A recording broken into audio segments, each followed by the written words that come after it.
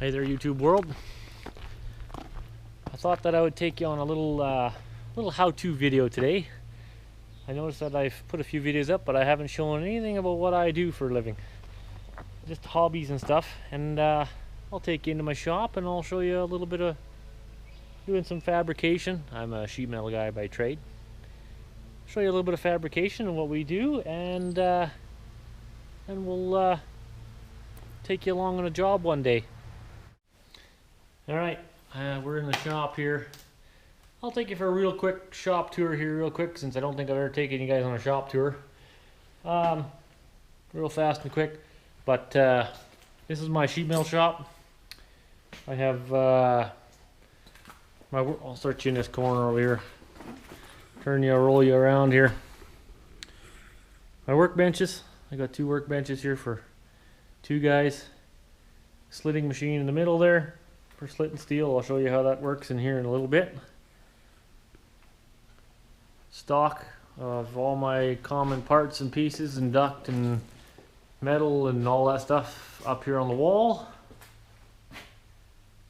All along to the far corner there.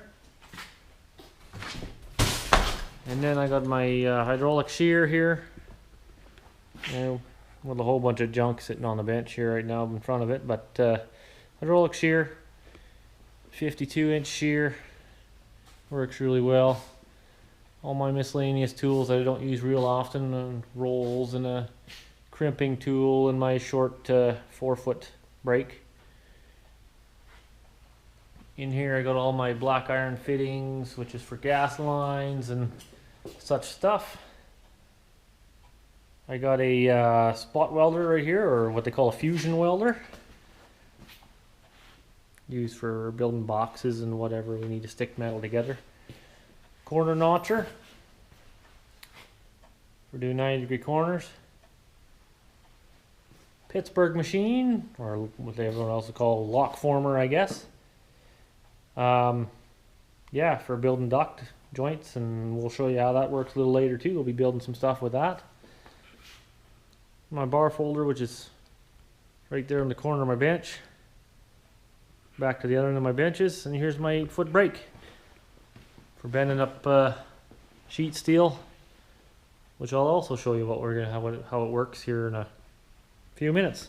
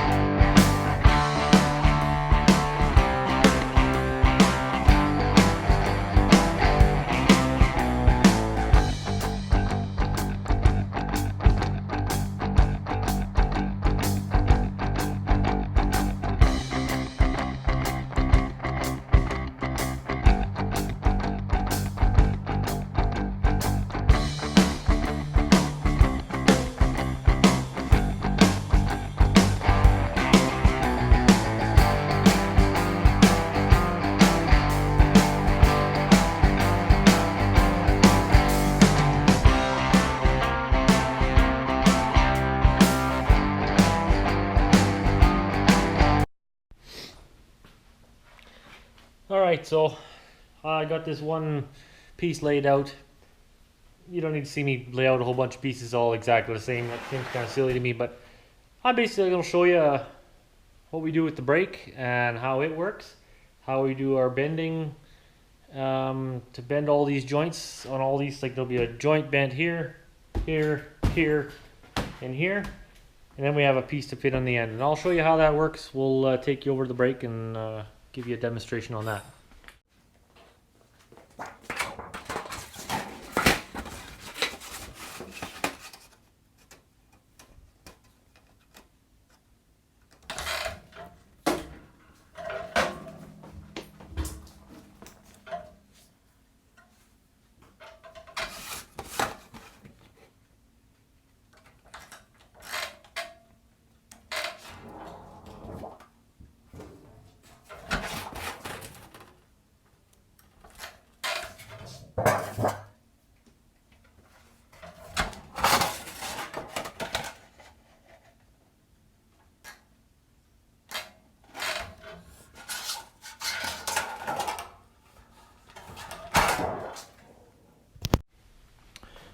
And there we have it.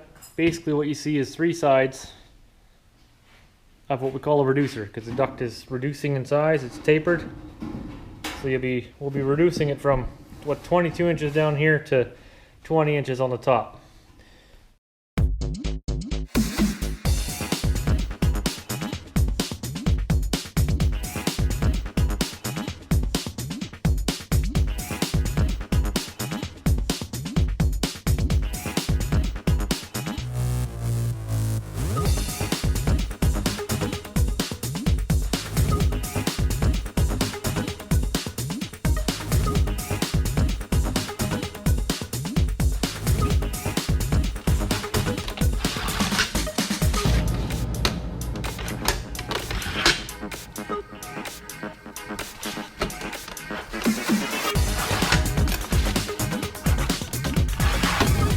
Tool here that I'm using has graduated markings on it. I don't know if you can see that in our video here or not, but I'll try to focus on it. Anyway, it basically has pre-built graduated markings on it for scratching certain dimensions. Just quicker and easier. I got to scratch a 1-inch line all the way around the outside, and it gives you your automatic 1-inch. It saves you measuring with a ruler or to measure and marking it all. It's much easier and quicker. Anytime we can do it a little quicker, a little easier, we save money, we make a little more money. Anytime we're saving money, we're making money. So then we just try to we're notching all these corners out, which will make more sense in a second here. As soon as we get this notched out, I'll show you why we're notching all these corners out.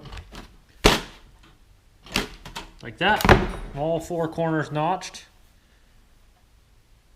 Now we're going to roll you through to the Pittsburgh machine and show you both these 2 edges. We're going to have to fold them up so that we can make a duct out of it. Okay, so I got you by the Pittsburgh machine. Before I turn it on and make some noise here, I'll tell you what we're going to do. These edges here, 2 long edges, we have to fold in a certain way, which I'll show you the fold in a second. But turns it basically this way, and it folds it 2 times over on top of each other, so that we can hammer the duct together in that joint. So I'll show you what it does. Slide right through, just like that. Automatically goes through by itself. Pulls right through, pull it out, slide the other side through.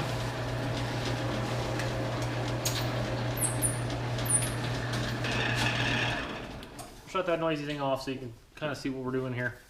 See, now it built us a nice folded edge on there. I'll try to bring you in a little closer here so you can see what we're looking at. See here, nice folded edge right in there. And this way, if we can get it to focus on there. See how it folded it over twice, like that? I don't know if I can get it to focus on there, but anyway, that edge there, the reason it's folded over like that is now on this piece of duct we just built here, that we put in the rig, has a 1/4 inch bend right here on this edge, right? Just a small, short little bend. We'll actually end up going inside of this joint right here. I'll open it up so you can see it a little better. Inside this joint right here. So that 1/4 inch edge goes right inside there like that. And then we hammer this excess piece over flat. So I'll roll you on my bench here and show you how. Okay, I did a couple of real cute little bends here on here, front, this side, that side. I didn't show you those on camera because it's really quick and easy, and we just used the same brake that we used to build this duct. I try not to do too much repetitive on this channel. I don't like it when everything is done the same every time, right? So we're trying to show you here. Let me find my hammer. Okay. See, now I remember this joint that I showed you guys right there. Hopefully I can get you in here close enough so you can see what we're doing here. Gotta get my hand out, keep my hand out of the way here. Let me get it started here a sec. Come on. Come on, joint. Go in there. There we go, see? Now it's inside that joint right there. Tap it to line it up. Get it lined up nice and neat and tidy. And we tap it all the way down into place. Like that. And then this little tab that's left over here, that we came out of the Pittsburgh that way. Hammer overnight, flat like that. Holds our duct in place all the way down the edge. Same way, all the way down, all the way into that joint, all the way down to the end. This end doesn't go in quite as nicely as I'd like it to. Come on, get in there. There we go. All the way down like that. And then you bend this side over.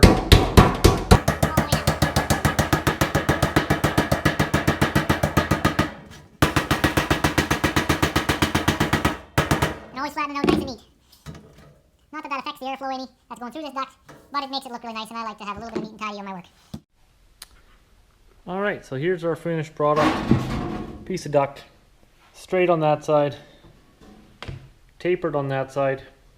Goes from 22 by 8 inch to 20 by 8 inch on this side. Just a duct transition. Fairly simple project, but needs to be built. So I'm going to build a bunch more of this other sheets that I cut up on the bench here, and I'll show you guys a little more along the way here once I'm done, because I got a few other projects to build here yet today, and I'll take you along on a little tour of what I had built when I'm finished. So I have a small project here that I'm going to use the fusion welder for that I've mentioned before, so I thought I may as well take you along and show you that too. It'll be a quick little job, but we'll take you here. So I'll set you up. Hopefully you can see what we're doing. Hopefully the lights aren't too big an issue for you. So we'll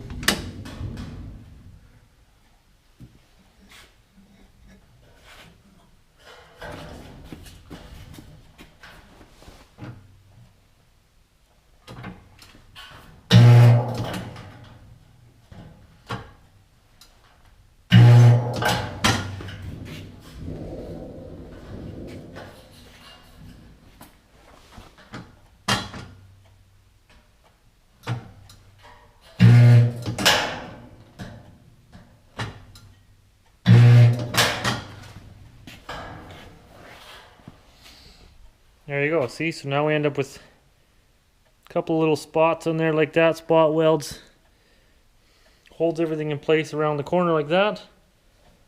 Ties everything together. Alright, fine. I got one more little project here I'm working on. I'm going to demonstrate this machine we got here, which is my bar folder. This wonderful tool is probably old as dirt, but I mean it works great. And we'll show you what it does. This edge inside of here, this groove inside of there, right inside of here, is set up. You can adjust that edge back inside of there to automatically bend a certain dimension. But we have this thing set up for 1/2 inch. And I'll show you what it does when we build end caps for the ending of ducts. It will automatically bend our mark right where we want it. Every single time, every time, all the time. Well, I hope you guys can see what we're doing here. See this edge here of this metal, we slide it all the way in there, just like that. Automatically goes all the way in tight. And this handle pulls up all the way over. Nice neat bend on it. Folds a nice neat 1/2 inch all the way across. And that one I'll squish part way. Just squash it down a little flatter so it doesn't stick up so much. And do that the same all the way around, all 4 sides. Bend it, squash it just a little bit. Push it all the way in, bend it, squash it. Same thing on this 4th side, bend it, squash it. Now on the rest of this piece, flip it upside down and do the same thing. Slide it in there, 1/2 inch, but this time, instead of going all the way over, we just do a 90-degree bend. So straight up, 90-degree bend, just like that. So now you end up with a lip inside here with a nice 90-degree bend on it that we can slide onto the end of our duct afterward. Like that, all the way around, all 4 sides. Just like that. Now we've got a nice 4-sided bended piece with lips. All your duct just slides in there. and it locks in around the corner. Hopefully that makes a little bit of sense for you. Alright, thought I'd take you through a little trip here on my... This is what I built today for the project we're working on. These were those two reducer sections that we built right from the beginning. And then there's a big tall duct here that is for the return air side of our furnace. It goes up to the ceiling, down to your furnace. This is the top section of our plenum on the furnace. Comes off the top. This is another reducer or offset section for the plenum to offset the furnace plenum over because it's going to end up too close to the other duct. And here's our plenum takeoff, which is one more duct we built after I was talking with you. And then over here we built a couple more reducer sections and a couple of end caps for a second project we got coming up here probably early next week sometime. And a few more plenum sections that were built for another project. So that's my exciting day for today. That's kind of a little bit of what I do in my shop here. So now when you hear somebody say that they're a sheet metal guy, that's what they're talking about. It's this ducting systems that you put on furnaces for housing or air conditioning, same system. Uses the same duct system. And yeah, I hope you learned a little bit of something, and if you have any comments on what else you'd like to see, let us know. And if you haven't already subscribed, push the little subscribe button if you want to see more videos of what I got going on. It'll be maybe shop stuff. I do a little bit of blacksmithing if you've seen a few of my other videos. Yeah, hope to see you soon again, and leave a comment, and I'll talk to you another time. See you later.